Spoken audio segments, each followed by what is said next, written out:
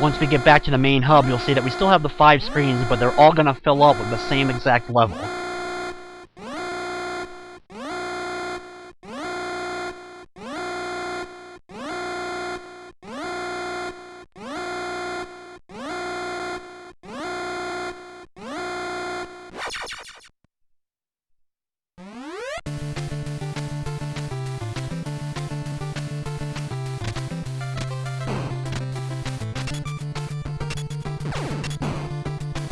Being that this is the final level of the game, not only is it going to be the longest stage in the game, it's obviously also going to be the toughest.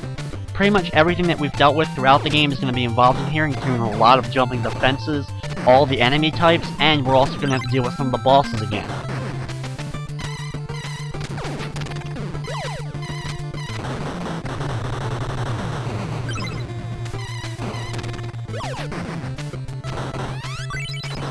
With our fists, we can destroy some of these walls, avoid the lasers that are coming from the ceiling. And as far as the gun guys go, by now you should be able to duck easily in front of them before you move in closer to hit them. We have the ones that shoot a couple of shots at a time at you, but once again, just duck underneath their shots and move slowly closer to them, so you're able to deliver a full blow to them to defeat them.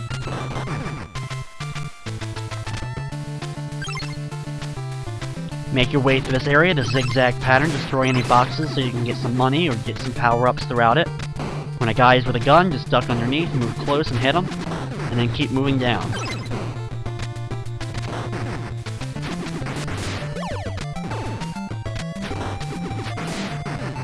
Once we get here, we have to cling onto the fences on the ceiling, destroy any of the enemies that are shooting at you, replenish your health if you do need to. And then you want to make sure that you don't land on the ceiling or ground here that's flashing. You'll take damage from the ceiling and ground there. Here we have another one. There's arc bomb throwing guys. Just jump over to avoid them, and then move into the first boss room of this stage. Now we have to do a rematch with the very first boss of the game. His same pattern exists.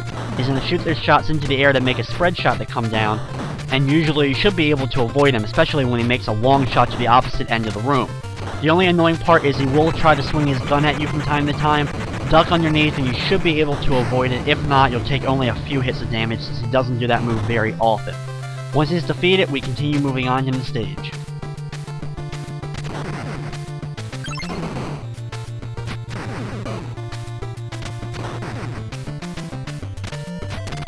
Here we have some tight areas to move through. Destroy the enemies on the ceiling before you continue moving on, so that when they release the little robots from them, they shouldn't be able to do any damage to you.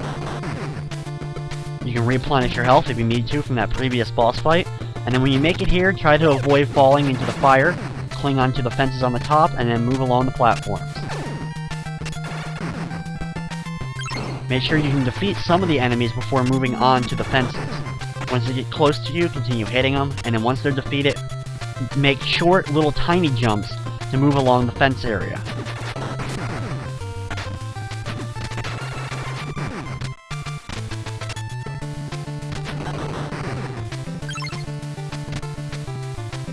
Once you make it to the end, it's another boss room, and it's another one of those battles with a guy from Area F.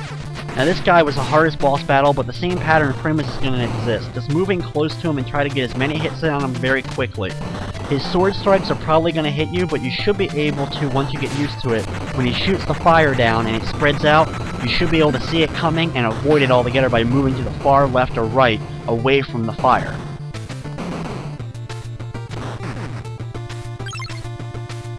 Now next up is another one of the anti-gravity areas like the previous stage that we did before this one.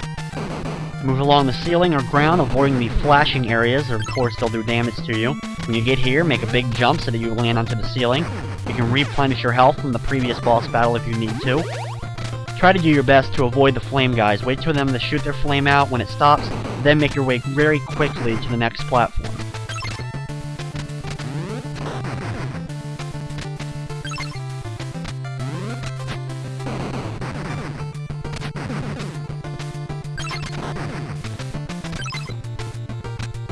Right here, be very careful while moving through this room. It's our last room before our next boss battle. The conveyor belts can be a little bit annoying because they're going to try to be pushing you.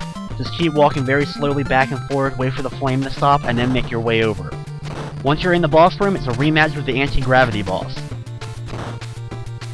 Our same strategy exists for this guy that did in the first battle, and thankfully there's no opening ground area so you can't fall in. In this battle also though, you can jump from the ceiling to the ground anytime you want to. He still will switch the gravity on you from time to time, so you'll either be on the ceiling or ground automatically by his force, but it's a little bit easier to deal with than in the previous battle. Anytime he gets close to the ground or ceiling, wherever you're standing, deliver as many shots very quickly. Try to avoid any of his spread projectiles that he does shoot out. Sometimes he'll do a little bit more than others. Just keep hitting him and eventually he will go down.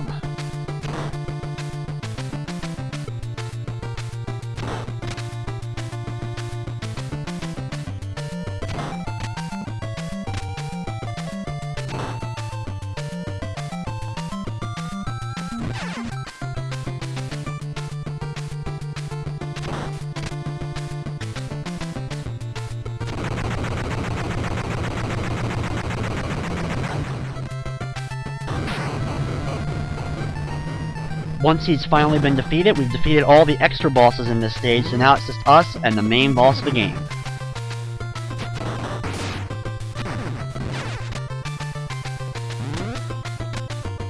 For the final area, we have a few more of the fences to climb on and some more conveyor belts to deal with.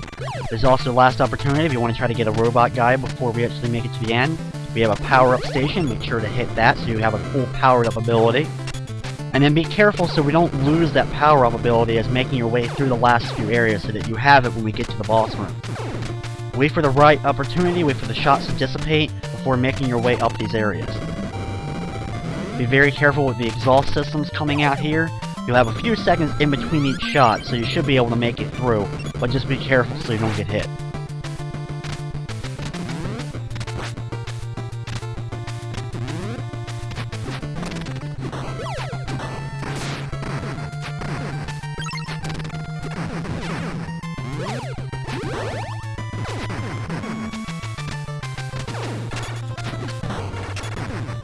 When we make it to the top, we have a couple more enemies, jump to the platform, and now it's time for the final boss battle of the game.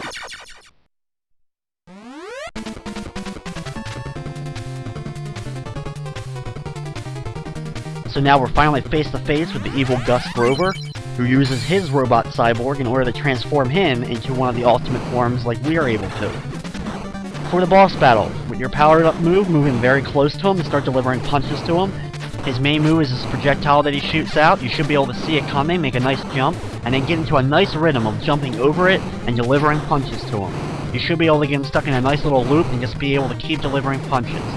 Once he gets low on health though, he'll charge up and he'll start jumping around the room, destroying the ground around him, and anytime you land on the ground that has been destroyed, you'll take some damage. Anytime he lands, deliver a punch to him. Anytime you get the opportunity to, he'll keep jumping around the room, but at this point he should be really low on health and it'll only take a few more shots to finish him off. The armor around him will be destroyed, he'll turn back into his regular form, just deliver a couple of quick punches, and you end up sending him into his grave.